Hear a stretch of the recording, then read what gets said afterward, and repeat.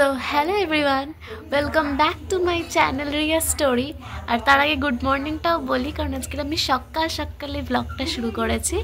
তো আজকের আমি একটা জায়গায় যাব, তো চলো আমার সাথে ব্লগে কন্টিনিউ থাকো, দেখতে থাকো, চলো।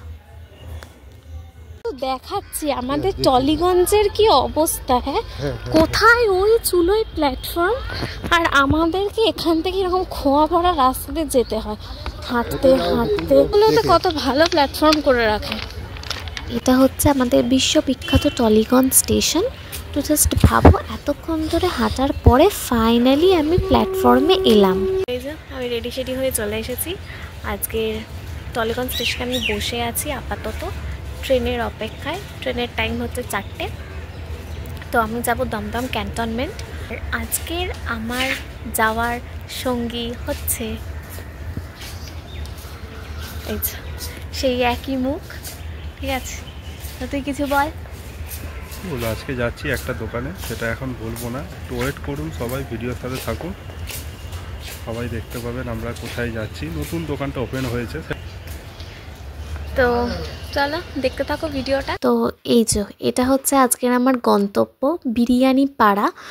আর এটা হচ্ছে এদের এন্ট্রান্সের লুকটা, তো আমার বেশ ভালো লেগেছে দেখতে।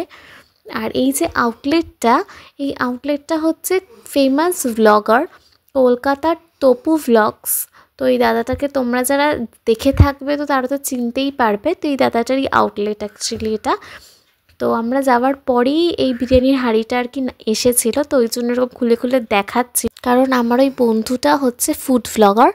তো আমি এর আগেও ওর চ্যানেলের লিঙ্কটা মেনশন করে দিয়েছিলাম, আমি এই ভিডিওতেও মেনশন করে দেব। তার আগেই জানিয়ে দিই যে আমি কোনো ফুড ব্লগিং করছি না, বিকজ আমি ফুড ব্লগার নই। আমি গেছিলাম তো সেটাই শেয়ার করলাম। তো এই যে বিরিয়ানি অর্ডারও দিয়ে দিয়েছিলাম, চলেও এসেছিলো, খেতেও শুরু করে দিয়েছিলাম। সত্যি কথা বলতে বিরিয়ানিটা জাস্ট টু গুড ছিল খেতে, একদম ওয়াও লেভেলের। তো আমি পার্সোনালি সাজেস্ট করব তোমরাও যাও দাদার দোকানে গিয়ে অবশ্যই বিরিয়ানিটা ট্রাই করো। তো এই ছিল আজকের আমার ব্লগ। তোমাদের কেমন লাগলো তোমরা অবশ্যই কমেন্ট করে জানিও। নেক্সট ভিডিও খুব তাড়াতাড়ি আসছে, ততক্ষণ অবধি ভালো থাকো, সুস্থ থাকো। অবশ্যই করে সাবস্ক্রাইব করো, অনেক অনেক করে শেয়ার করো। চলো টাটা।